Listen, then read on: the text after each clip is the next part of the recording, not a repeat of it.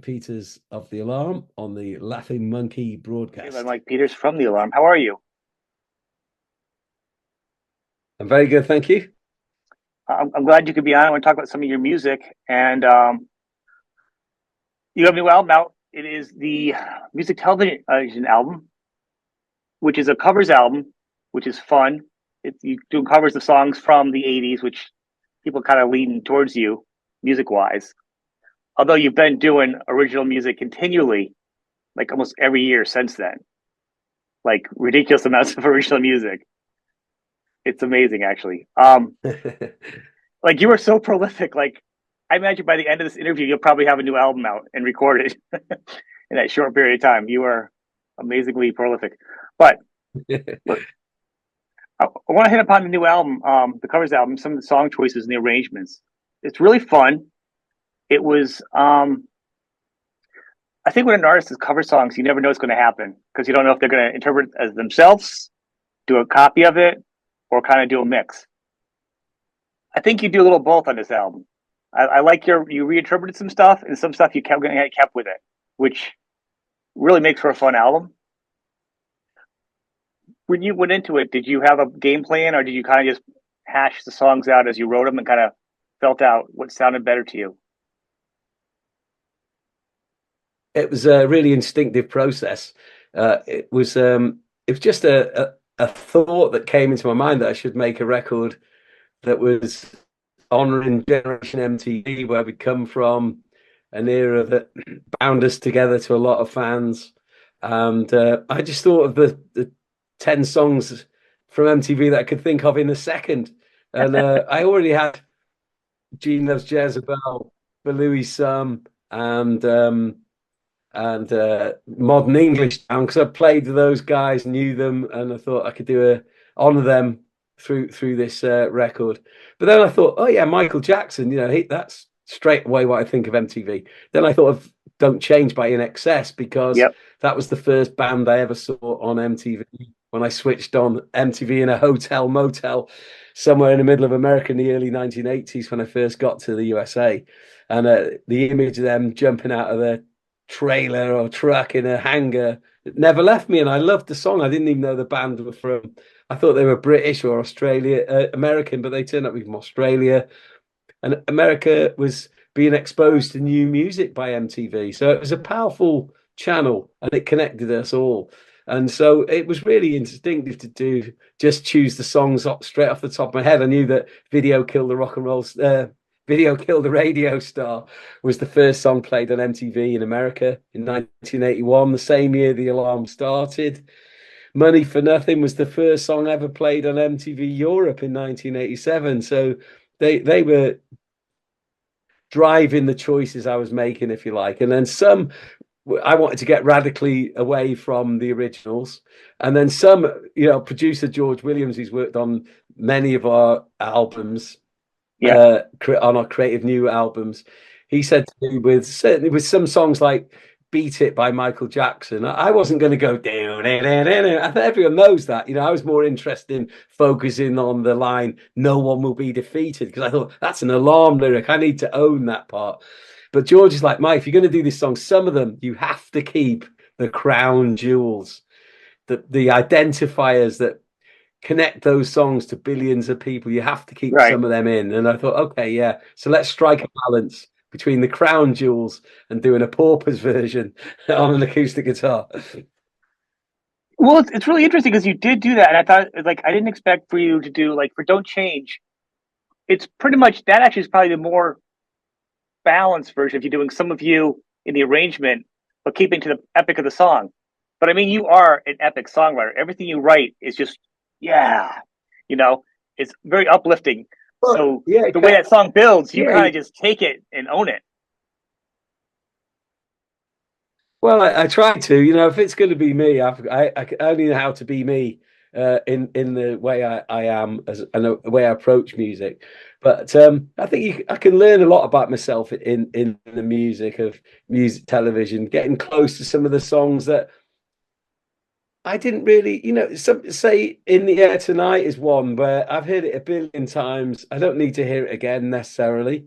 And but then sometimes it takes you by surprise, and you know I heard it in a park in New York in Central Park. I was walking there with our load of our charity supporters after a big concert we played in New York, and a guy was playing it on his guitar, and we joined in, and I was like, I didn't even know what it was till he got to the chorus. And I was like, in the air tonight, stripped down like this. That's what a great song. And it surprised me. And I think that's what's kind of nice about it because, I think Alarm fans out there are going to say, what's Mike Peters doing? Phil Collins, what's he doing? Michael Jackson for? It's like it's going to spike and it's going to cause division and debate. And I think that's a good thing to have Right. because they'll have to come to some of the conclusions I had to come to through the recording process. But after the last album, Forwards, which was, I wrote that on my deathbed pretty much, and it was, it was a record of me trying to cling on to life and find a way back into the world from a very dark place. And I think the natural well now this record's out and it's in the world and people are talking about it. I think it's a natural place for me to go to at the moment. I wanted to do something that was fun, something that was I didn't have to overly think too much Right. about. It could just be instinctive. Which is how we came to the choices, and we recorded it really fast. I thought if you overthink some of these things, I'll walk away because Yeah. we shouldn't be in this territory for some of it, but we are. So let's make the most of it, but let's get out fast and let's make our mark on it and leave a mark on it and make it our own. And now when I play it back, I actually find it's quite a cohesive record. It's a It great is. record to put on in the background, and some of it can be played live. We'll play some of it live, not everything, because I don't want to turn the Alarm into a covers band, No. but I think it's just I'm a big Bowie fan, and obviously I was inspired by Pin-Ups because I loved that as the follow-up to Aladdin Sane. So the precedent's been set by some major artists. Guns N' Roses have done a covers album, things like that. There's some precedents out there, and I think some Alarm fans will discover some tracks in here like "Live Today, Love Tomorrow," which is a Blow Monkeys song. Yeah. Not many people will know who they are. So you go from the really well known, some quite obscure tracks, even when I told Jay Aston I was doing Screaming for Evelyn, he was going, "How did you discover that?" That's really obscure. Well, it's a great song. And because not all the great songs have gold discs on the wall Right. to say they're great. My a lot of my favorite bands, the world doesn't know who they are yet, or didn't know who they were then. So it's to me, music isn't about the gold disc and the sales. It's about what it does to you inside, and Right. that's always been my driving force as a musician, is to make great music for people who listen to it, not just to sell on the Billboard Hot 100 chart, as good as that can be when you end up in there now and again. It's you're right. A couple of songs I didn't know. I kind of knew who it was. Like I knew the Blow Monkeys because I had Dr. Robert on a while ago. But the other song I didn't know, and and I do agree. I think when I listen to the album, it is more cohesive the more I listen to it. Because at first, I was like "Beat It" in the air tonight. We're really gonna be standout tracks. I'm like, because those are iconic in a sound. Like it has a sonic sound that no one does it. A copy of it. I think I really appreciate it in the air tonight because, like you, I'm like, I can't hear it anymore. Like I've heard it so many times. I'm like, how is he going to do it? But I think if you're a musician, sometimes if you play a song, I remember when I first started guitar and I played, didn't want to hear Hotel California ever again. I heard it a million times. And you play it once on guitar, you're like, oh, that's kind of fun. Like the first time you reinterpret it, it's like you re-see it differently through new eyes. It makes it fun. So, Absolutely, yeah. It does because a lot of these songs are big for a reason, that because they're great songs, and you the magnitude of what they've achieved obscures the fact that it's still a great song. And if you were in right. the room and heard Beat It for the very first time before it had been on a radio station, and you'd probably gone, "Oh my god, what a song!" Or same with "In the Air Tonight." But Yeah. we only hear it in terms of it's been 8 billion plays and it's in the top 200 stream songs of all time. But there's still beauty in those songs, and hopefully that when by putting them in context of music television by the Alarm, we can kind of go back to them again and appreciate them again for what they are. Because there is strength in all those songs. You know, when In the Air Tonight is really a blues. It's a deep song lyrically, and that it's obscured by its size. Right. And when you strip down beat it, it's a beautiful song. You know, no one wants to be defeated. I wanted to own that. I wish I could have written that lyric, but I You've get written to enough sing just it. like it, though. I mean, you've written a few of your own that are pretty good, so you can let that one slide. Oh, Well, thanks. so actually, Melt with you, you did a different arrangement though. It's kind of fun, kind of not like a pub or a club type tavern thing. It just has a different, I don't know, it has a different feel to it. Like, Put a folk. Well, to be honest, I've toured in modern English many times over the right, years, from the early 80s to 2019 last, and played with them in between. And I've seen them do "I'm Out with You" up close a lot of times, and it's a song that I really love. But I thought I can't do it the same as them. You know, right, Robbie will kill me. So I thought, okay, no one's done it. Yeah, I'd seen them on the last tour singing it on their own off the stage. We had some fans coming in for a pre-show acoustic environment yeah, before the main show started, and I saw Robbie and Gary and the band Mick and everyone playing it on an acoustic guitar, and I joined in with tambourine. I thought the reason why it's a great song is because it's a folk song. It's a ballad. It's a traditional piece of music that connects everybody. You could sing it in a pub. I melt. It's got that great right, chorus, and I'll stop the. And I thought you could do it in a more of a folky environment. So I thought, can it be played in 3 time? And we thought, yes, it can. So it's got more. I thought it took it more towards that world of that, say, Boston, kind of vibe, Irish American, flogging Molly, that right. Okay, yeah, Dropkick Murphy type of styling. I thought, Rose Tattoo. I thought I'd take it into that sort of environment, because a good song can stand up in any environment. right.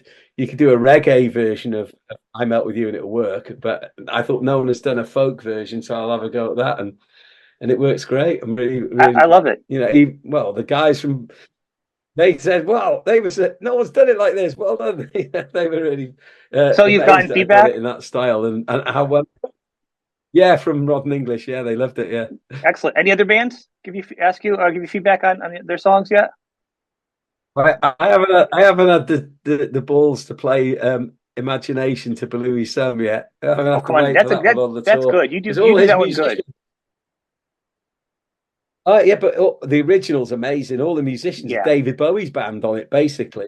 And right, I was a bit nervous about hoping to get the groove right, because it's like, it's some amazing players laying that original track down. Plus, it was my wife Jules's favorite song of all time, uh, so I you can't played mess the that up. record a billion times at home.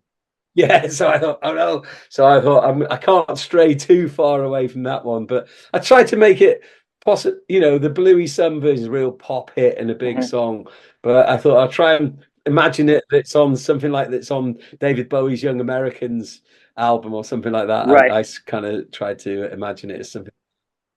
It's you funny you say your wife because like my wife is a huge fan of yours and growing up I listened to you but not as much as she did and she saw you when she was younger and then so I got turned on to your music. I knew some of your older albums and then in 2018 you guys came around to Boston, which is a couple hours from me. So we went and saw you live and that's where I became a bigger fan of you live because you you really put on a show. So anybody out Right. there, we're going to talk about there's a tour coming up. We're touring anyway. Check them out. I mean, that really. I had to go back into all your other albums after that. I mean, phenomenal show. It was the one. It was Boston. I think it was for the Stigma tour. It was just so good, so good. You know, Right. and then Right. Toad's place. You're going to see a Toad's is closer to me, so I'm hoping to catch you there and with my Yeah, wife. we, Let's we, hear. we played there back in the early days. Looking It's the forward to same playing club. at Toad's place. We played there. Great, fantastic. Well, I remember one night we played there probably about 85, and it was so full, the venue, and we Yeah. couldn't get in the stage door. So we went round to the front and we said, we're the band. Can you let us in? He went, "You're not the band. No way." And we said, well, but look at the hair. And he goes, "There's thousands of people with the same hair in there. You can't get away." And we had to get someone to go and get the manager to let us in the venue so we could get on stage. That's funny. So people that don't know that, yeah, the Toad's Place is a fun, down and dirty club. A little challenging if you're an artist trying to move through it because the setup and the layout is kind of intense. I know, Um, yeah. but I'm looking forward to that Stones show. Stones played there once as well. I remember the Pretty big good. hubbub about that. Yeah, it's a legendary club, and I'm glad it's still open. I'm glad it survived the COVID. I think they did a documentary on it too, Yeah. or they were doing one recently on the club itself. How are you feeling, like health wise? Because I mean, like I said, you're feeling like end of days on your last album, and you look better than I do right now. So Yeah, I'm the beneficiary of all the advances in science to benefit cancer patients like me with blood cancer. I'm the beneficiary of the front line of that development. So I'm on these amazing cutting edge drugs. They've given me a life back. It means I can go on tour. I can, there's a break in the tour, so I can come back for some immunoglobulin therapy. But other than that, I carry my chemo on the road, take it every day, and get on stage and live life normal as anybody else. I'm very lucky to be alive. excellent. I'm glad. I mean, you look great, and actually, and I know your wife has had her battles too, and how's her tattoo? She just announced she was getting a tattoo. Yes, closing off part of the journey, just so when she looks at Yeah, that's yes, awesome. yeah. Well, she's suffered breast cancer surgery, and it's it's a very tough process. So hopefully this can cover up some of the scars, and then when Jules sees herself in the mirror in the morning, she's not reminded of it all the time. Yeah. She can hopefully see something like what she was before the surgery, and women have to keep that covered all the time. So it's a gruesome journey for women to go through breast cancer journey. So Jules mentors lots of people, and share their journey. So hopefully she can inspire others to not be as afraid of the situation and know there's a way back.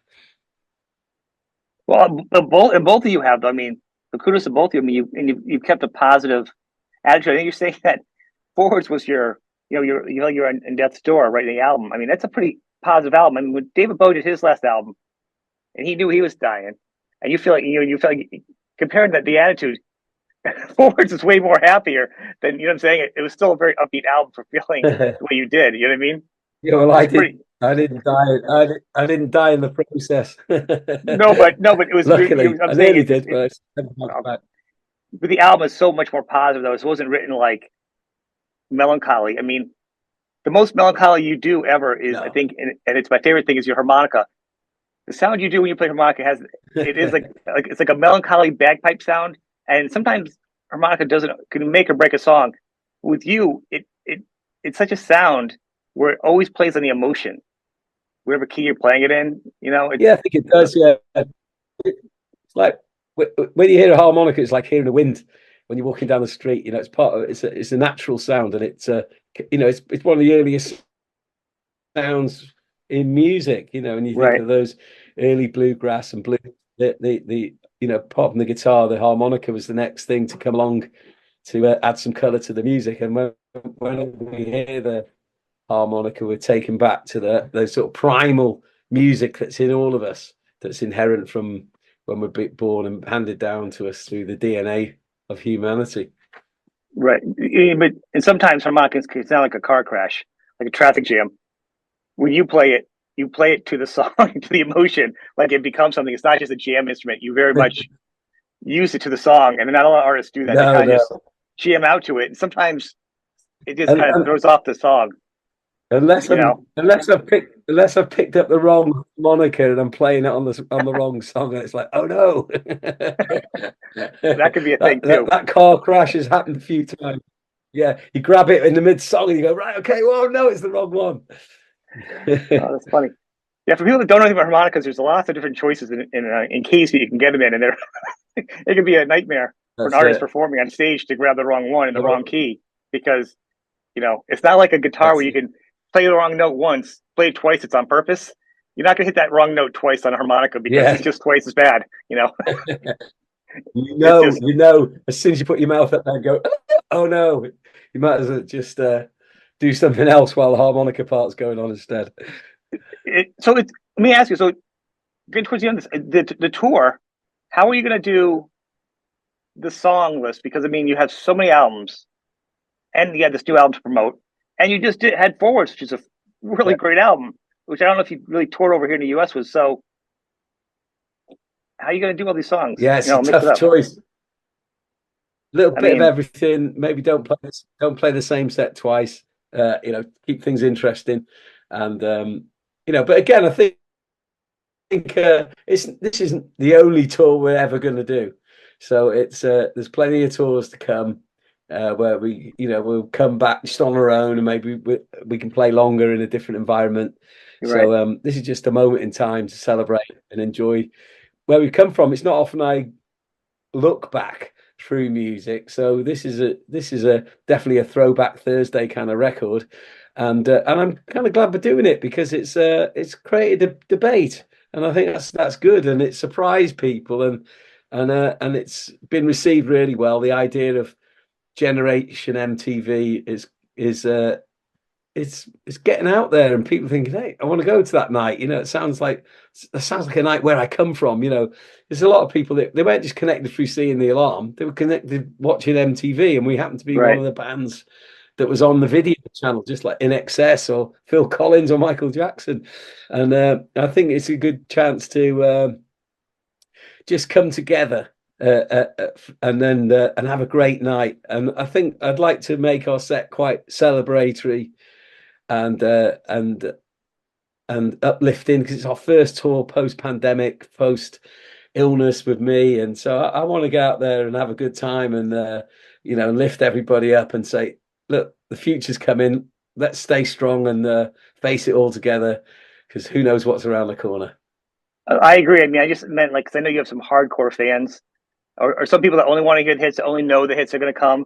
So it puts you in a spot, and you can't please everybody because what's the saying? You can't make everybody happy because you're not an ice cream truck. I think is the expression. No. So no matter what you do, it's gonna, Yeah, well, that's why we have events. We have an annual event every year called the Gathering in Wales, and lots of people come from America, yeah. and that's where we really stretch out. And across the weekend, you hear 90, 100 songs sometimes. It's pretty it's all encompassing across the catalogue of the Alarm's career and It looks history. awesome. I tell you, And I've been really you know, tempted to start leaning we've towards that had them. myself. We've held them in New York. We've had 2 days in New York, and they were fantastic. And we looked at maybe doing one in Massachusetts in the future, and Yes, we uh, did. There and you go. spreading the gathering. And on this tour with Live Today, Love Tomorrow tour, we also have these pre-show experiences, as we call them, and fans can come in early and if they buy a ticket for it, and they can hear some acoustic songs, make some requests, ask some questions. So the show can be it goes deeper if you want to go into that vibe, and so because that's how we roll, and we did it on the last tour in 2019, and it was great fun being with a handful of people before the show and asking questions, doing this kind of interview technique, playing, what do you want to hear? They Yeah. get to choose a song, and then you can play a few obscure ones in that environment, and then you can save all the big stuff for when you hit the main stage. The fact you have the energy to do two shows also is incredible. Your energy level and your voice hasn't Well, changed. It's just as strong as it's always been. I mean, I did it back to well, back I've from the looked very after first it. album to now. It's incredible. I've looked after it. I've learned where to sing songs from in the best way, and yeah. Ironically, right now, because my blood count is bang on norm, which I've never had in my whole life because of these new Bravo. drugs. Congrats. Yeah, I'm singing better than ever. So which is great. And yeah, I've learned to sing lower in certain parts, higher in others, and balance out the way my voice is called upon at gigs, and yeah, and I really enjoy it. I don't just take it for granted. I'm always looking.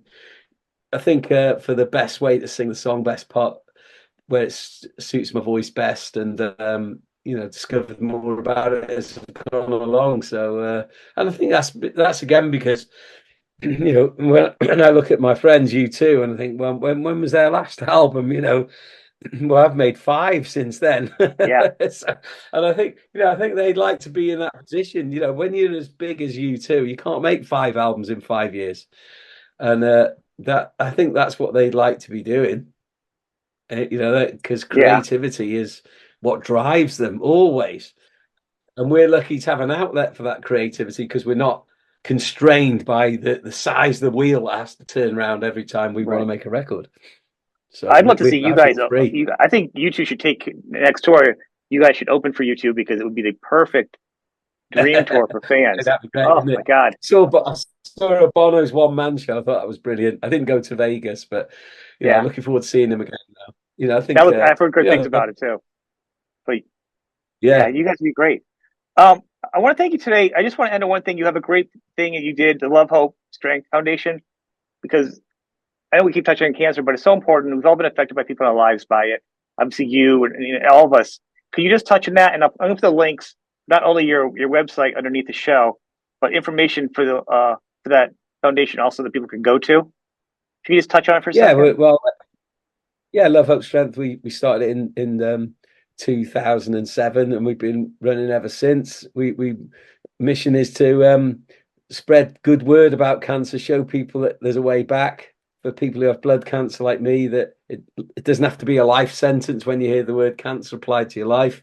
We take music to high places to shout the good message, the good news, because when I was diagnosed, I went on the internet, all I could see was the medium term end of life stories. And I was desperate for somebody who had leukemia to say, oh, I've survived. It was so hard to find and confusing because, the internet, we all know the bad Yeah, yeah, stuff rises to the top first, the good stuff gets buried down below. yep, And so we decided to we had met other survivors who had helped me with their experiences. And I thought, let's share my experiences, let's share Jules' experience, let's create a stage to share people's experiences so that people can gain hope and strength from hearing them. And so we've gone to a place like Everest. We're going this June in the break in the tour. We're going to Spain. We're hiking the El Camino Trail. We take lots of other musicians with us. Music is a big part of the whole thing, the therapy, and we raise lots of funds for cancer projects around the world. We do bone marrow drives where we can to get people onto the bone marrow stem cell donor yeah, registry to save lives of people. And we put it out there as much as we can, with all our supporters. And our charity website is lovehopestrength.org. So we're yeah. easy to find. And lots of people from America come over to Europe, and we have events in Europe and in America. And so we're easygoing charity, sexy rock and roll cancer charity, if there's such a thing to say. You're the sexy cancer charity. That's a good one. I put that on a shirt. Yeah, the sexy cancer charity. Um, well, I want to thank you. I want to Well, thank that's you what for you giving get me with some rock time. and roll, wasn't it? Well, yeah, right. A pleasure. Thanks. Um, Thank you Yeah, very that's much, it. people. Check out the links underneath. We just scratched the surface. Man in the Camo Jacket's a great movie, very inspirational. Check out the website. There's so much stuff on there. There's albums he's got, solo albums, band albums. Don't just stop it if you haven't heard all the, everything else he's done. There's so much out there. Thank you very Mike, much. have a good day, and I hope I see you in a month or See you in two at Boston. Toads. You Okay. will. Thank you, man. See Have a you good in New day. Bye Haven. bye. See you in Boston. See you in Yeah. America. Bye bye. Bye bye.